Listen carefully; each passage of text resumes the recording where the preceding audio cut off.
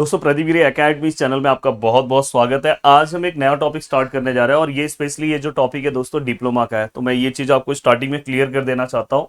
Otherwise आप engineering student अगर आके इस टॉपिक को देखेंगे तो कुछ मतलब नहीं है। और ये स्पेशल मैं टॉपिक बस डिप्लोमा के लिए बना रहा हूँ। तो डिप्लोमा के स्टूडेंट जो भी पॉलिटेक्निक के स्टूडेंट है इस टॉपिक को फॉलो कर सकते हैं। ऑलरेडी इंजीनियरिंग वालों का मैंने प्रोबेबिलिटी डिस्ट्रीब्यूशन बना के अपलोड किया। अगर आप जाके डिप्लोमा वाले अगर जाके उस टॉपिक को देख रहे हो तो गलत है, आपको इस टॉपिक को देखना है।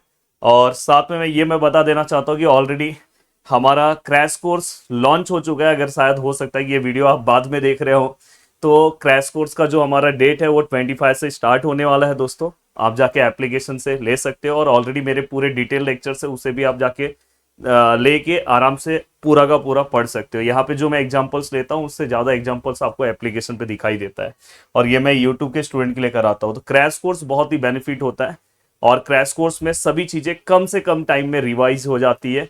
तो क्रैश कोर्स हमारा लाइव भी अवेलेबल है, रिकॉर्डेड भी है, पर लाइव सबसे बेस्ट है। लाइव में पूरे लेक्चर्स लाइव होते हैं क्रैश कोर्स में। तो आप ज्वाइन कर सकते हो एप्लीकेशन पे जाके, जितना जल्दी लेना है भाई ले लो, क्योंकि 25 से स्टार्ट होने वाला है। अगर आप 25 के बाद देख रहे हो इस लेक्चर को तो जाके उसके रिकॉर्डेड फॉर्म को एटलीस्ट एक बार देख लो, ले लो, जिससे आपका एक रिवीजन हो जाए। तो चलते हैं दोस्तों, स्टार्ट करते हैं। देखो बाइनोमियल डिस्ट्रीब्यूशन, इस प्रोबेबिलिटी डिस्ट्रीब्यूशन में टोटल 3 टॉपिक्स हैं, जिसके अंदर हम सबसे पहला जो टॉपिक देखने वाले हैं बाइनोमियल डिस्ट्रीब्यूशन। बाइनोमियल डिस्ट्रीब्यूशन के अंदर 2-3 चीजें आपको पता होना चाहिए। जैसे मीन को जो हमारा एक्सपेक्टेड वैल्यू हम बोलते हैं, तो इसका फॉर्मूला बहुत ही सिंपल सा है, नो प्रॉब्लम। भाई सिंपल सा फॉर्मूला है, नो प्रॉब्लम।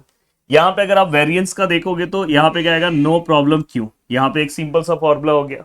स्टैंडर्ड डेविएशन क्या होता है दोस्तों, under root of variance. Under root of variance का जो भी आंसर आएगा आप यहाँ पे लिख दो, हो गया। अब दोस्तों यहाँ पे ये देखो NC0 NCN, आपको इसका फॉर्मूला पता होना चाहिए। अगर समझो यहाँ पे NC0 और ये दोनों n है तो इसका आंसर क्या आएगा दोस्तों 1, और यहाँ पे NC1 है तो इसका आंसर क्या आएगा दोस्तों n। ये आपको पता होना चाहिए। तो अगर कहीं पे भी अगर आपको ऐसा दिखाई दे 5C5 तो आंसर कितना आएगा दोस्तों 1, 5C0 आंसर कितना आएगा 1, 5C1 आंसर कितना आएगा 5। देखो पूरा मेरा लेक्चर बेसिक से लेता हूँ। 5C2 है तो आप इसका आंसर निकाल सकते हो 5 मल्टीप्लाई बाय कोई भी नंबर है, नीचे 2 है मतलब बैक आपको 2 स्टेप जाना है, तो 5 और उसका बैक 4, मतलब देखो 5 और 4 2 स्टेप्स हो गए और यहाँ पे 1 और 2 स्टार्टिंग से। तो अगर मैं इसको डिवाइड करूँ तो यहाँ पे आंसर कितना आएगा दोस्तों 10। यहाँ पे अगर आप देखोगे तो यहाँ पे क्या आएगा दोस्तों 5 मल्टीप्लाई बाय, यहाँ पे क्या लोगे 4 मल्टीप्लाई बाय 3। आप बोलोगे सर ऐसे कैसे, क्योंकि यहाँ पे 3 लिखा है तो अपने को बैक स्टेप 3 जाना है, पीछे 3 स्टेप्स जाने हैं। और यहाँ पे क्या आएगा दोस्तों 1 multiply by 2 multiply by 3, 3 cancel हो गया, 2 2 जा, तो फाइनली यहाँ पे आंसर 10। अब यहाँ पे एक चीज ध्यान देना है कि दोनों के आंसर सर सेम है, तो यहाँ पे एक कोरोलरी भी है जो मैं आपको बता दूं, इनडायरेक्टली प्रॉपर्टी है। देखो दोस्तों कभी भी अगर समझो यहाँ पे कोई बड़ा नंबर आता है तो आप इसको माइनस करके भी आंसर निकाल सकते हो। जैसे देखो 5 - 3 कितना है 2, तो मतलब ये दोनों के आंसर सेम होंगे। तो अगर कहीं बड़ा नंबर आया तो उसको आप छोटा कर सकते हो। जैसे अगर कहीं पे ऐसा है 9 है, यहाँ पे दोस्तों 8 है, अब इतना आंसर क्यों निकाल रहे हो, आपको पता है ना 9, ये 9 ऐसे ही रहेगा, 9 - 8 1, तो 9C 1 का आंसर निकाल तो वही आंसर 9C 8 का है। तो ये चीज आपको पता होना चाहिए। चलते हैं दोस्तों, देखो फर्स्ट क्वेश्चन है।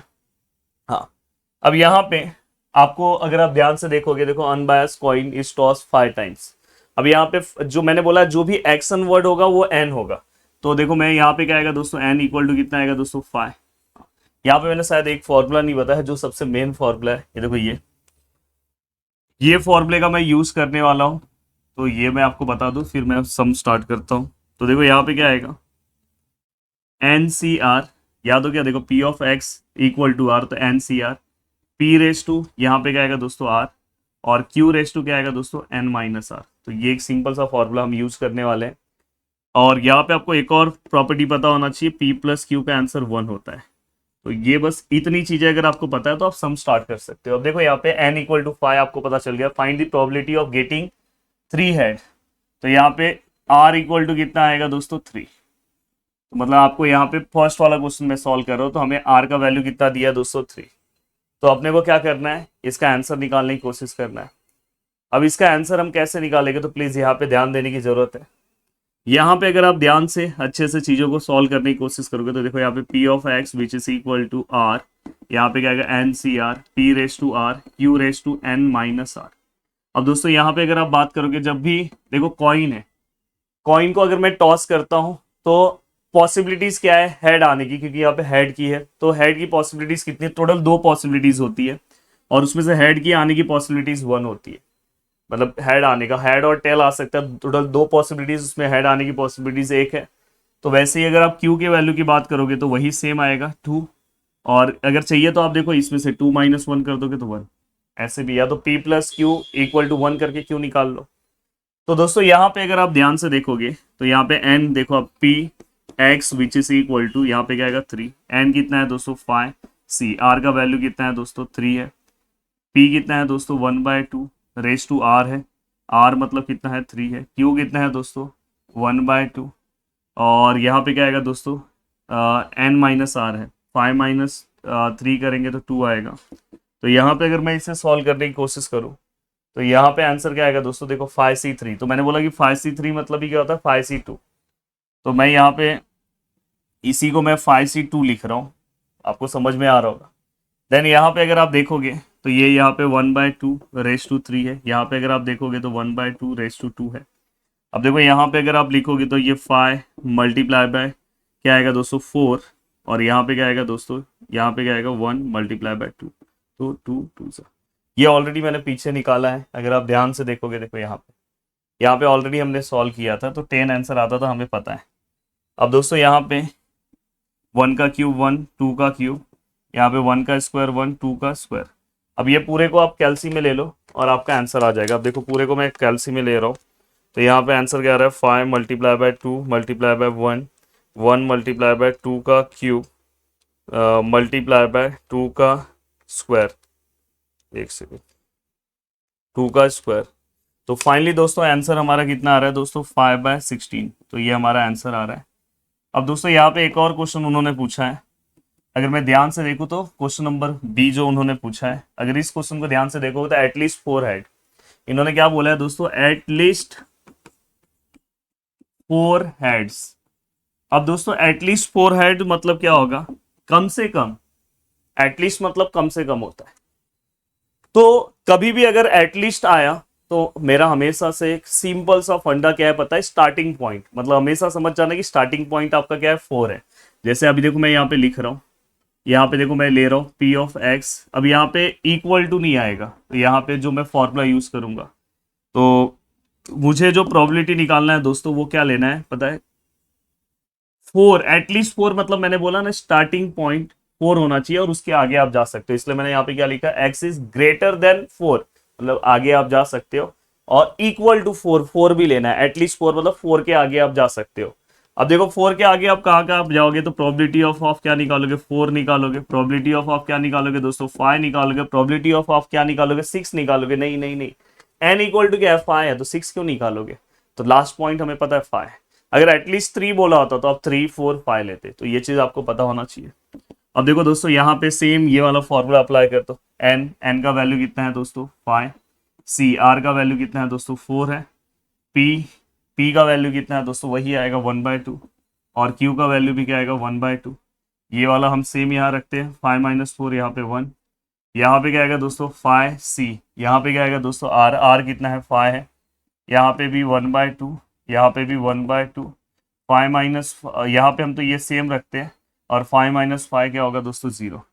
तो अगर मैं ये देखो 5c4 मतलब 5 - 4 कितना होता है 1, मतलब इसी का मतलब 5c1 है, और 5c1 मतलब क्या होता है 5, आप कैलकुलेट कर सकते हो, 1/4,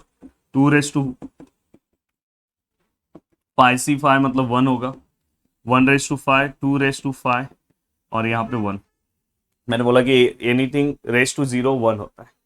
अब अगर मैं इसे सॉल्व करने की कोशिश करूँ तो 5 मल्टीप्लाई बाय 1, 2 रेस टू, एक से 2/4 multiply by 2 plus 1 multiply bye 2/5।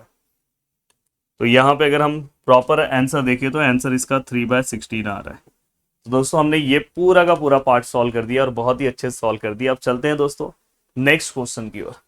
अगर आप नेक्स्ट क्वेश्चन यहाँ पे देखोगे तो यहाँ पे देखो क्या लिखा है, if the chance that out of 10 telephone, out of 10 telephone बोला है तो मतलब समझ में आ गया n इक्वल टू क्या है दोस्तों, n इक्वल टू कितना है दोस्तों 10 है। अब यहाँ पे क्या बोला है, telephone one of the line is busy at any instant, मतलब बिजी रहने की जो पॉसिबिलिटीज है वो दोस्तों 0.2 है। मैंने बोला कभी भी अगर परसेंट में भी कुछ दिया, जैसे 20% दिया, तो P इक्वल टू 20/100 लेके वही समझ जाना P है। And what is the chance that 5 of the line are busy, मतलब अपने को इनडायरेक्टली R इक्वल टू कितना दिया दोस्तों 5, और अगर ये हमारे पास P है तो आप इस तरह से निकाल सकते हो P plus Q which is equal to 1, then Q which is equal to 1 minus P, 1 minus 0.2 which is equal to 0.8।